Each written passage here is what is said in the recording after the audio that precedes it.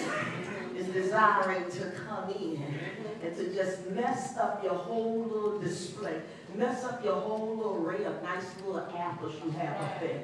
Why? Because those things will just kind of get you and pull you aside and begin to talk to you and begin to mess with your mind. Those are the things that mess with your worship. Yes. Isaiah went to the king. Excuse me. Isaiah went to the king and said, I got a message from the Lord for you. But your days are numbered. And all that stuff that you need to get in order, it's time now to get it straight. All those things you've been putting away, but Lord, I'm going to dedicate my life to you, but you know, I see it now, and I see it got all this biblical in my name. You know, I just need to just sow my wild oats. But I'm coming, Lord. I'm coming. No.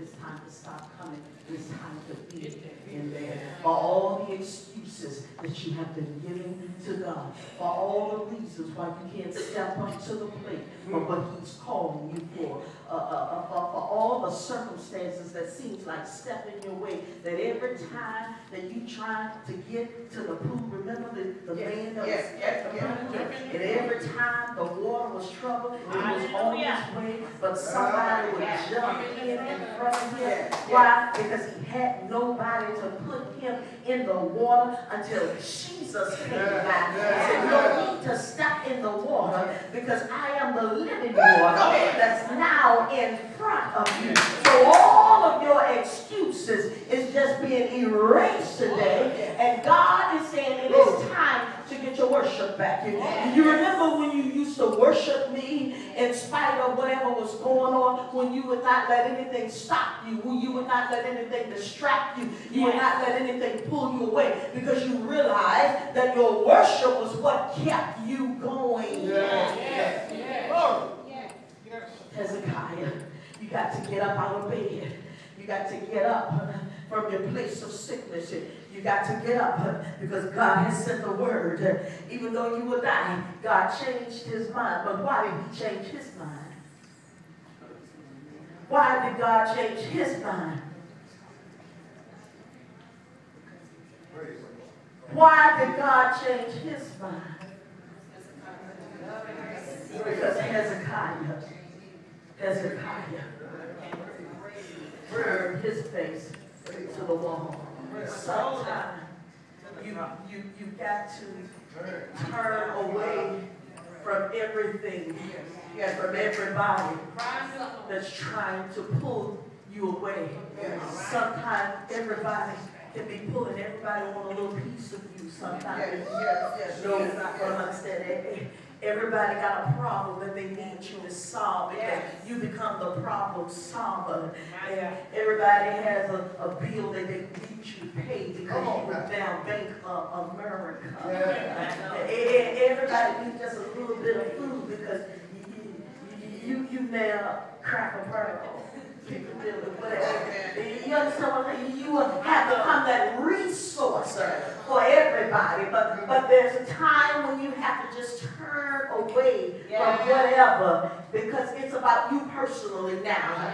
Even though Hezekiah was the king of a nation, he was the king of Israel. But even at that time, he could not be doing kingly things. It was about Hezekiah. It was about Hezekiah. And so Hezekiah, he just turned his face to the wall. In other words, he was saying, my worship is personal. God. This is between me and you. Maybe he was looking to the east. I don't know. Sometimes that's the place, you know, in some religions, I would just look to the east. But he turned his face. In other words, I don't need to look at nobody. I don't need to look at anything. This is about me and you, Jesus. And we're going to talk about this thing. Do you remember what I did, such and such? I remember Hezekiah, but do you remember, Lord, what I did, such and such? Sometimes we've got to go back and begin to remind God about things. But you know what? God doesn't need to be reminded about anything. He already knows what he did. He knows our yesterdays. And so it was really not because of Hezekiah reminded God how good he was, how much he trusted him, how much you served him. Well, you remember, Lord God, all them sermons I preached about you. You remember, Lord God, how I came in and I sung your praises. You remember, Lord God, how I came in and I ushered your people in. You remember, Lord God, how I came in and I just took care of the church. You remember how I cooked the food. You remember how I served. It's not about that right now, Hezekiah, but it's about you getting your house in order, Hezekiah. It's about the now. It's a now moment, Hezekiah. And so when Hezekiah, when all of that was over and done, because he wept bitterly before God. But not only that, God said, you know why I'm going to do this? For the sake of David, my servant. So what does that say to you? Because a covenant had been made. And the power of agreement and covenant was in action. So God had to honor that just simply because a covenant was made.